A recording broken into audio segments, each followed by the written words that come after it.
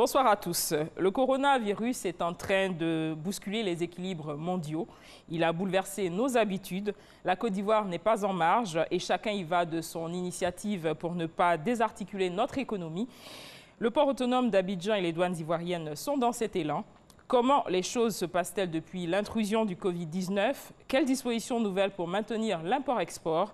Peut-on craindre une pénurie de denrées alimentaires sur nos marchés? Autant d'interrogations qui font l'actualité.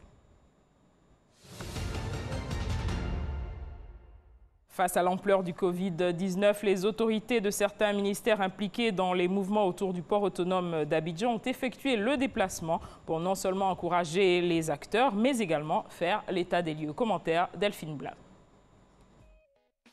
Trècheville, port autonome d'Abidjan. Le PAA, comme tous les autres secteurs d'activité, est secoué par la maladie à coronavirus. La machine tourne au ralenti. C'est justement pour sensibiliser et encourager les acteurs du milieu que plusieurs autorités ont fait le déplacement sur le site.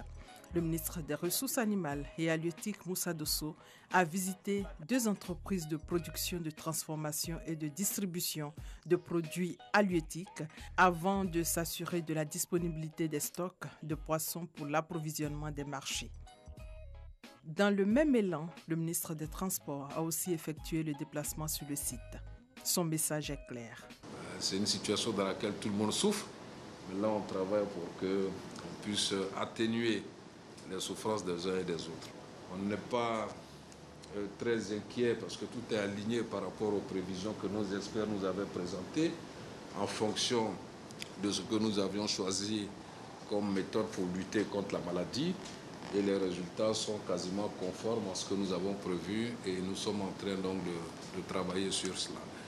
Le président de la communauté portuaire d'Abidjan s'est aussi rendu au port dans le but de soutenir les acteurs de ce secteur afin de les informer sur les mesures gouvernementales de lutte contre la pandémie à Covid-19.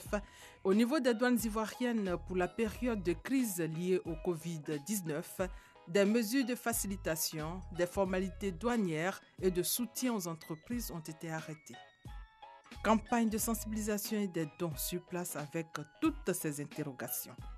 Quels sont les mouvements sur la plateforme? Comment les acteurs du secteur et le gouvernement ivoirien abordent ce nouveau virage?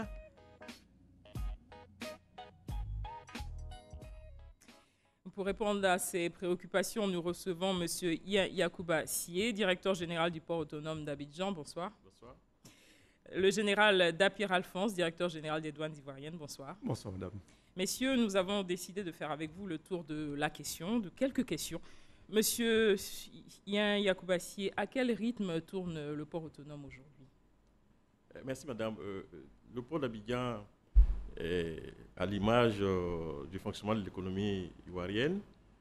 Effectivement, présentement, la priorité, c'est de sauver des vies. Ce n'est pas vraiment l'économie, mais le port tourne suffisamment pour permettre d'accompagner la Côte d'Ivoire et les opérateurs économiques en ces périodes difficiles en assurant le minimum de fonctionnement nécessaire à l'approvisionnement des marchés, ne serait-ce que pour les denrées alimentaires et les médicaments, et aussi préparer la relance parce que les ports sont un puissant moyen de résilience et tous les acteurs portuaires travaillent à ce que le port soit là actuellement à satisfaire l'économie selon ses besoins et à pouvoir demain se projeter pour soutenir une économie qui fonctionnerait de manière optimale. Général Dapir, la question reste posée pour les douanes dans la zone portuaire. Merci, madame. Alors, je voudrais, en présence du président de la communauté portuaire, en tant que membre de cette communauté, rassurer les uns et les autres pour dire que nous sommes face à une crise sanitaire, certes, mais nous prenons toutes les dispositions pour que nous, administration des douanes, en tant que prestataires de services publics, nous exécutions au quotidien notre tâche. Naturellement, le directeur général du port autonome vient de vous dire qu'il n'y a pas d'inquiétude à se faire. Le port autonome d'Abidjan est l'une des premières, sinon la première infrastructure économique de notre pays et tout devrait bien se passer de sorte à ce que les Ivoiriens n'aient pas justement à déplorer ou à craindre des pénuries. Mais toujours est-il que nous vivons d'abord une crise sanitaire. Nous mettons tout en œuvre pour atténuer la crise économique. Monsieur Yassier, face à la crise sanitaire, les navires continuent d'arriver. Quels sont ceux que vous accueillez finalement? En réalité, Disons que cette crise sanitaire, avant même que les premiers cas ne soient déclarés en Côte d'Ivoire, l'onde de choc était déjà arrivée dans nos pays. C'est vrai, le premier cas en Côte d'Ivoire, c'était en mars, mais depuis janvier, février, par là, les économies chinoises et européennes étaient assez affectées, sinon même parfois nécrosées. Et dans ces conditions-là, évidemment, les échanges mondiaux, les échanges des échanges de marchandises au niveau du monde, tout a été chamboulé, tout a été impacté. Et l'impact de ces échanges, la réduction de ces échanges au niveau mondial, cet impact se ressent fortement au niveau du port. Mais en termes de navires, en termes de prévision, disons que cette crise en termes d'impact économique, c'est l'inverse un coup inverse de l'impact de la montée de la pandémie. Et pour nous, ce qui nous concerne au port d'Abidjan, dans un premier temps, les navires, dans une gamme de tout ce qui est conteneur, la prévision des navires jusqu'à fin mars n'a pas été chamboulée. Par contre, pour tout ce qui est cargo, marchandises générales et surtout des produits pétroliers, les choses ont été nettement affectées. Donc, évidemment, il y a une baisse en termes de navires, en termes de fréquentation de navires pour le port d'Abidjan, mais une baisse pas pour ce qui est des conteneurs, seulement pour le divers et tout ce qui est produits pétroliers. En général, Dapia, le trafic aérien est fermé. Le port, ce sont les bateaux de marchandises, mais également les personnes qui descendent pour se rendre en ville. Comment est-ce que vous gérez ce flux? Alors, cela s'entend de ce que vous venez d'entendre dire par monsieur le directeur général du port autonome, c'est que la conséquence, c'est la baisse des déclarations en détail qui nous permettent naturellement de collecter les deniers publics. Si le nombre de conteneurs a baissé, si le nombre de navires régresse, il va sans dire que ce sont des marchandises qui sont transportées et évidemment que le nombre de déclarations va baisser et les ressources de l'État vont baisser.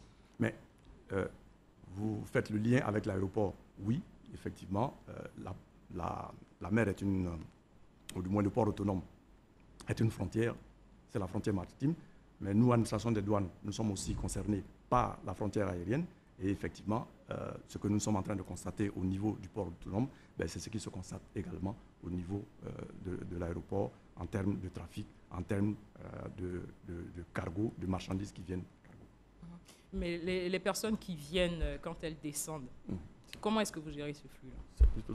Alors, oui, depuis que la crise a été officiellement déclarée chez nous, vous vous souvenez de l'intervention de M. le Président de la République, suivi des interventions de M. le Premier ministre, il n'y a plus de trafic de personnes. Pour contenir la crise économique, naturellement, il y a le trafic de marchandises qui continue, mais le trafic de personnes est interrompu. C'est plutôt le port autonome qui gère cet aspect-là. Oui, en réalité, si vous parlez de l'équipage d'un navire qui arrive, effectivement, les équipages de navires qui arrivent sont soumis à contrôle. Avant même les premiers cas en Côte d'Ivoire, le 25 février déjà, il y avait eu une note qui avait été prise au niveau du port autonome d'Abidjan, faisant en sorte que tous les navires qui arrivent, les équipages restent en mer, en rade extérieure, et l'INHP partait en rade extérieure pour faire le contrôle d'usage, pour s'assurer que les personnes étaient saines avant qu'elles ne rentrent même au port d'Abidjan. Et le ministre de la Santé en son temps avait fait un tour là-bas. Mais après, quand les premiers cas sont arrivés en Côte d'Ivoire, cette note a été renforcée de sorte que l'équipage qui arrive aujourd'hui, d'abord, non seulement l'INHP monte pour faire des vérifications d'usage avant que les personnels du port ne montent, mais il est interdit à tout équipage de descendre plus. Il est interdit, quand les shots passent, on n'en fait plus. Tout équipage qui arrive, même si l'INHP montre que les gens sont en bon état, on ne permet pas aux gens de descendre. Ils restent à bord jusqu'à leur retour. Mais la vérification d'usage de l'INHP est faite parce que parfois, les services des douanes, les services des affaires maritimes et même les pilotes du port montent dans ces navires-là. Donc, avant que ces pilotes, ces partenaires ivoiriens montent, l'INHP fait le contrôle d'usage. Donc, c'est à ce niveau-là. Mais le reste, donc, comme je l'ai dit, le port, c'est un port de commerce, ce n'est pas un port de plaisance. Donc, il n'y a pas de passagers en tant que tels. C'est le membre d'équipage qui arrive dans le port et ils sont pris en charge dans les conditions que je viens de vous décrire. La crise sanitaire a forcément un impact sur la manière d'évoluer. Vous avez de nouvelles habitudes. Comment ces usagers peuvent-ils avoir la garantie que leurs dossiers seront traités? Oui, en fait, les usagers du port, madame, Mais déjà, le port, rassurez-vous, on vous l'a dit tantôt, hein, vous avez vu les images, le port fonctionne. Évidemment, en mode dégradé, mais le port fonctionne. En mode dégradé, lié au fait que vous avez bien sûr, l'État a été bien inspiré d'instaurer la rotation du personnel, qui fait que tout le monde ne travaille pas en même temps. Cette rotation du personnel permet de mieux appliquer les mesures de distanciation, non seulement dans les bureaux, mais dans les transports en commun. Et ce n'est pas toutes les activités qui sont menées en même temps. Donc aujourd'hui, le port fonctionne, mais en mode dégradé. Je vous ai dit, à moins de navires. Moins de navires, ça veut dire que le fonctionnement n'est pas perturbé en tant que tel. Mais les navires qui sont là sont pris en charge correctement. Et par les autorités portuaires, en tant que port autonome d'Abidjan, et par les opérateurs privés, mais eux par le service de l'État, dont la douane. Donc chacun, il y a eu au moins une dizaine de réunions entre nous depuis le premier cas déclaré en Côte d'Ivoire, et tout le monde s'est mis ensemble à créer des synergies qui permettent de travailler même en mode dématérialisé. En mode dématérialisé, ça c'est un fait.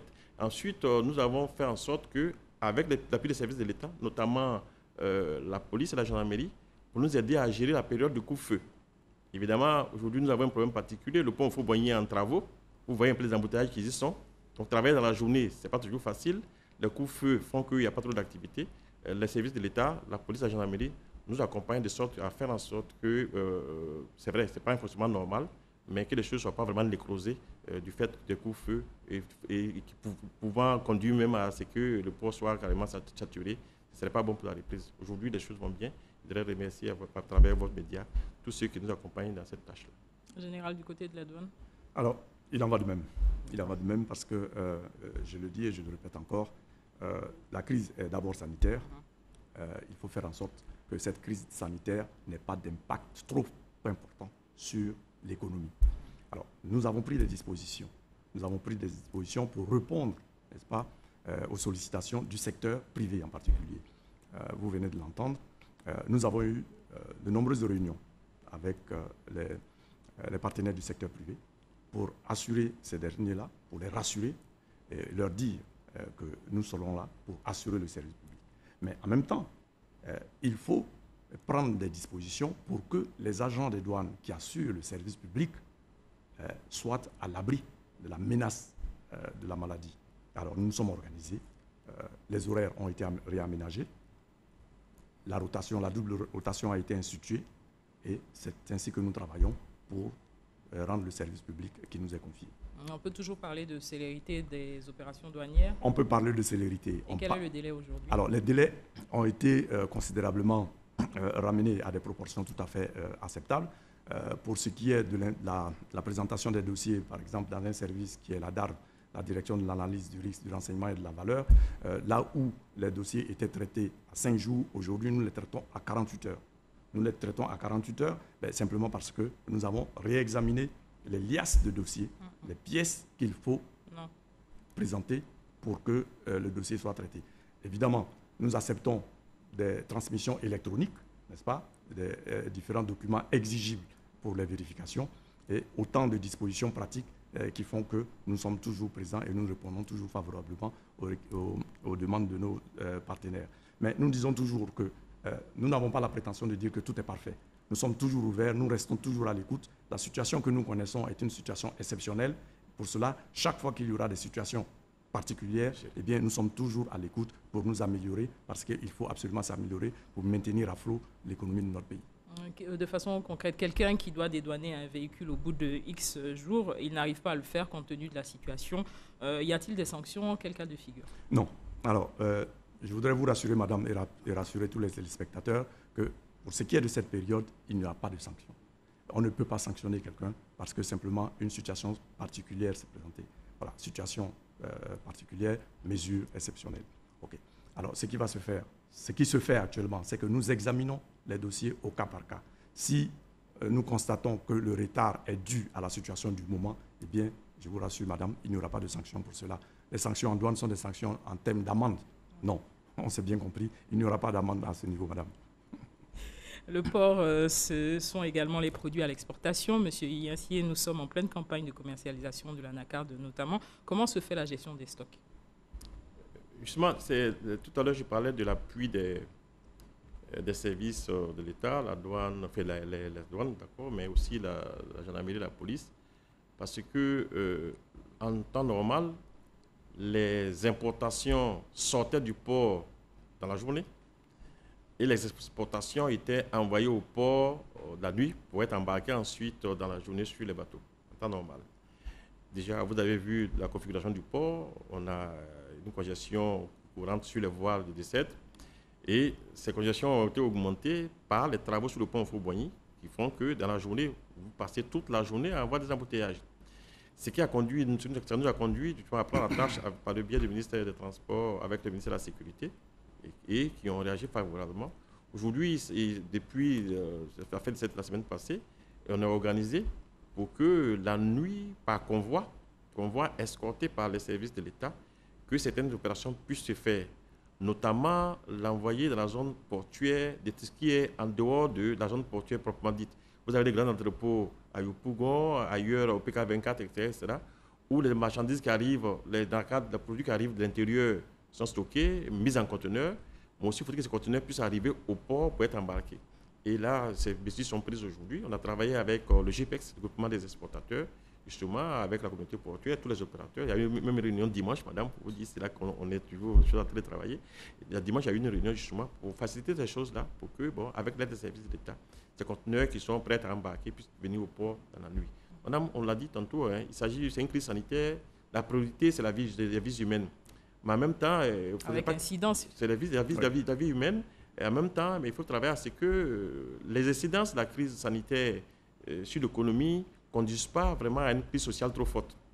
Ça veut dire qu'il faut faire en sorte que les entreprises quand même soient maintenues avec un minimum de vie pour être ravivées quand tout va aller bien. Si aujourd'hui la crise sanitaire devient fortement économique et fortement sociale, il y a des risques même que toutes les dispositions édictées pour la prévention sont mises en cause. Si les gens n'arrivent pas à manger, ils seront obligés de sortir pour aller chercher à manger quelque part. Donc, on fait en sorte qu'avec tous les services de l'État, que le port puisse avoir un minimum de fonctionnement pour qu'il y ait un minimum de ressources pour maintenir des entreprises sous perfusion et pouvoir les relancer quand les jours meilleurs vont arriver. Parce que le corona, il finira bien un jour, madame. Il vous arrive de faire un tour sur nos marchés? Oui, madame. D'accord. Et ces derniers temps, on a l'impression que les poissons manquent. Si c'est une impression ou c'est vrai, vous nous direz, mais en même temps, les poissons est devenu cher, il n'y a pas assez de poissons, on n'a pas de variété. Qu'est-ce qui se passe? Je pense, vous avez dit tantôt, j'ai suivi à l'entame, le ministre des Ressources halieutiques était, il n'y a pas trop longtemps au port, il a visité les magasins, il a visité... Pour voir que tout fonctionne. Voilà, il a visité les stocks, pour voir que tout fonctionne, il est rentré dans les magasins. Et je vous l'ai dit aujourd'hui, les navires... Peut-être que les navires d'hiver n'arrivent pas suffisamment, n'arrivent pas comme ils arrivaient avant. Mais le secteur du poisson, le secteur de la pêche n'est pas affecté par la chose. Les navires, tout ce qui est les navires arrivent normalement. Aujourd'hui, les stocks que nous avons vérifiés la dernière fois, aucun opérateur nous a dit qu'il y avait des pénuries de stock ou bien un problème d'approvisionnement particulier.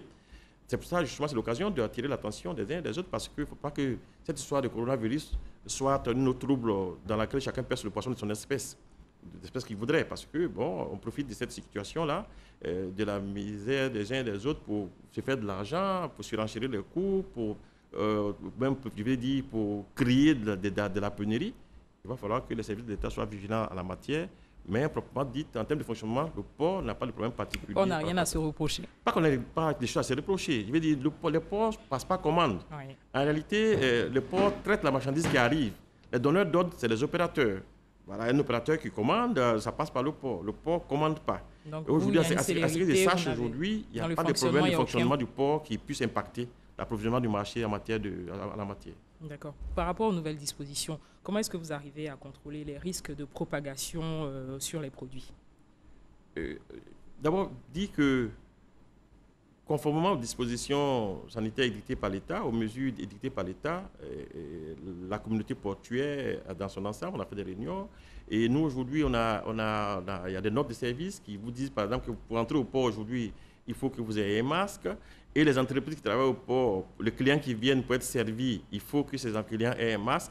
Il faut faire en sorte qu'il y ait des distanciations dans les bureaux. Chacun a réduit un peu son personnel, il y a la rotation. Mais la sensibilisation, en notre sens, doit continuer. Madame, les pandémies, la lutte contre les pandémies ne fonctionne que quand les populations y adhèrent. Et aujourd'hui, il faut sensibiliser pour autant que nécessaire, dans la mesure où bon, tout le monde n'a pas la même vitesse de réaction. Il faut continuer à sensibiliser. On continue de sensibiliser. En même temps, vous avez dit, vous entrez dans tous les services pratiquement du port ou des entreprises dans la zone portuaire, vous avez le lavage des mains, vous avez la prise des températures, qui sont des minimums de précaution. Dans toutes les réunions que nous faisons en sorte à ce que les gens ne soient pas plus de 30 maximum. Même les dockers qui sont une masse de 5000 personnes, les dockers aujourd'hui, avec le service des dockers, on travaille à les encadrer. Ce n'est pas facile, on travaille à les encadrer. Et aujourd'hui, avec le SAMPA, qui est leur fêtière, on travaille à les encadrer, à les sensibiliser, de sorte que ce milieu qui est quand même, où les gens sont nombreux, qu'ils aient un minimum de respect des conditions émises pour pouvoir ne pas être des vecteurs, ne pas être contaminés eux-mêmes, et ne pas servir de vecteurs de contaminants pour les autres populations. Donc tout le monde travaille sur la matière et nous voulons simplement dire que tant qu'il y aura ces problèmes de Covid, tout le monde au niveau du port sera à pied d'œuvre pour que les mesures barrières soient respectées, pour éviter que le port soit infecté, parce que le port, si les gens sont beaucoup infectés au port, sûrement que ça va déteindre un peu le fonctionnement du port. En général, les mesures par rapport à votre rapport à l'extérieur? Alors, c'est des mesures qui sont calquées, ou du moins qui sont tout à fait identiques à ce que vous venez d'entendre. Vous avez dit que vous aviez une batterie de mesures. Exactement, parce que nous avons travaillé dans le cadre de la communauté portuaire. Ce sont des mesures qui sont identiques. Dans tous les cas, on n'invente pas la roue. Alors, pour ce qui est des mesures, j'insiste sur le fait que nous pourrons assurer notre mission pour autant que nos agents auront la certitude qu'ils sont en sécurité eux-mêmes. Si l'agent de douane se lève le matin avant de venir au travail, a le doute dans sa tête et qu'il pense qu'en allant sur les lieux de travail, il risque de se faire contaminer, je crois que ce sera le début des difficultés. Alors donc, il faut déjà les rassurer. Et nous le faisons non pas en tant qu'administration de douane, mais nous l'avons fait dans le cadre de la communauté portuaire dans son ensemble. Et c'est ce qui nous vaut aujourd'hui de maintenir cet outil, et j'insiste encore et je le répète, cet outil qui est le port et qui est la première infrastructure économique de notre pays. Et nous avons tout intérêt à ce que ça marche. Mais madame, vos téléspectateurs risquent de vous en vouloir, une certaine catégorie de vos téléspectateurs risquent de vous en vouloir si je n'évoque pas un autre aspect qui est que le port autonome d'Abidjan est quand même aussi le port des pays de l'Interland. Tout à fait. Et il faut que je vous dise et que je les rassure que les difficultés éventuelles qu'ils pourraient envisager ou du moins qu'ils pourraient imaginer sont aplanies et que le transit se fait de façon normale vers les pays de l'Interland que sont le Burkina Faso, le Mali et le Niger pour d'autres. Des couloirs économiques, n'est-ce pas, ont été créés, à savoir Ouangolo pour ce qui est du Burkina et le Niger, et puis Pogo pour ce qui est du Mali. Et cela fonctionne normalement, bien que les mesures, ou du moins les dispositions particulières liées au couvre-feu, n'est-ce pas, qui est en vigueur, le couvre-feu qui est en vigueur aujourd'hui nous a amené à prendre des dispositions particulières, mais le travail se fait, le transit est assuré normalement et nous veillerons à ce que les pays de l'Interland ne soient pas en rupture. C'est une de nos missions et nous tenons absolument à l'assurer. Justement, comment remplir les formalités? Vous les remplissez sur l'eau?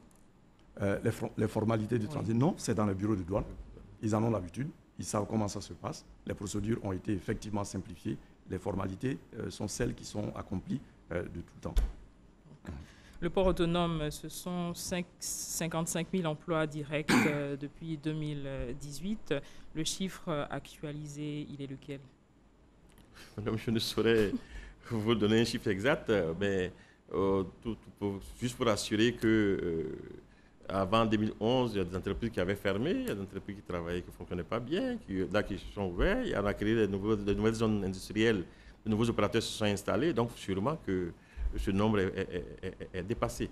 Mais ça, c'est les emplois directs. Mais vous voyez un peu tout ce qui tourne autour du port, les emplois directs, je ne suis pas statisticien, je ne saurais vous le dire, mais le DG des douanes l'a dit, les ports partout dans le monde sont des niches importantes de création d'emplois et sont vraiment des instruments, des infrastructures essentielles pour les économies. 80-85% des échanges dans le monde se passent par les ports, ça passe par les ports. C'est pour ça que dans tous les pays, vous voyez que les ports ont un traitement particulier. Les ports n'ont pas pour vocation de produire de l'argent, de faire des bénéfices. parce que les postes des missions portuaires sont considérés comme des missions de service public. Par contre, le poste des incubateurs, de création d'entreprises importantes qui travaillent, qui paient des impôts à l'État, et les ports sont aussi les lieux où les États encaissent le maximum de droits de porte, notamment la douane. Aujourd'hui, est-ce que vous pouvez garantir que les emplois seront préservés? Je garantis que les emplois seront préservés. Parler concernant le port autonome d'Abidjan, je vous dirais oui, mais on parle toujours du secteur. En même temps, donner ce type de garantie dépendra de la durée de la persistance du Covid. Si d'ici juin, on s'en sort, que l'économie reprend un peu, ou bien qu'on trouve les moyens pour pouvoir vivre avec, rassurez-vous, on peut avoir des rattrapages de délais sévestres, de sorte que même le trafic global soit bon. Vous avez un plan pour l'après-Covid? Oui, le plan de l'après-Covid, tout le monde l'a, mais il commence quand? La mise en œuvre, c'est l'après-Covid. Le plan, c'est lequel en attendant la mise en œuvre? Non, la réalité, c'est que aujourd'hui, le port a un fonctionnement en mode dégradé et qu'il suffit à faire tourner, à accueillir les navires qui sont là. Le port sera aussi à la hauteur de fonctionner normalement si l'économie reprenait à 100 à l'heure. Aujourd'hui, je ne sais pas quelle vitesse on est, mais en temps normal, le port est là, il travaille correctement. Il a un mode dégradé, mais le port travaille pour assurer le minimum qu'il a fait. Mais ce que je voudrais simplement dire, c'est que pour nous, cette période est une période particulière qui nous interpelle tous et qui, à travers les solidarités qui se manifestent, dénote un peu de l'importance qu'on finit par accorder à la vie humaine. On a vécu beaucoup l'économie en berne, tout le monde se préoccupe de la vie humaine. On continuera à considérer que la vie humaine, c'est la plus grande richesse de l'homme, et qu'après cela, l'économie pourra répartir pour pouvoir créer la richesse. Général, vous avez pour objectif de recettes un peu plus de 1 990 milliards de francs CFA. Pratiquement 2000. Oui. Les objectifs pourront-ils être tenus et comment vous pensez à l'après-Covid? Alors, nous espérons de tous nos voeux tenir cet objectif-là. Naturellement, vous voyez bien qu'il est mis à mal. Il est mis à mal. Il est d'autant plus mis à mal que le volume des importations a considérablement baissé. À l'exportation, ce qui était espéré sortir ne sort pas comme il le faut. Les volumes de cacao ont été réduits, cacao fève, cacao transformé, les noix de cajou. Et nous espérons que ce cauchemar de Covid s'arrête le plus tôt. S'arrêter le plus tôt pour nous, c'est ce qui nous permettra d'engranger les deniers publics pour permettre à l'État, n'est-ce pas, de mettre en œuvre sa politique. Mais vous voyez que depuis que nous sommes dans cette situation, l'État est sollicité de toutes parts. Alors que nous avions pratiquement oublié l'État-providence, on nous a tous poussés à oublier l'État-providence. Aujourd'hui, l'État revient au galop parce que l'État doit tout mettre en œuvre pour juguler la crise sanitaire, mais pour contenir et maîtriser la situation économique. Mais il faut des ressources. Mais seulement, nous engageons très peu, nous, administration des douanes, parce que nous sommes négativement impactés.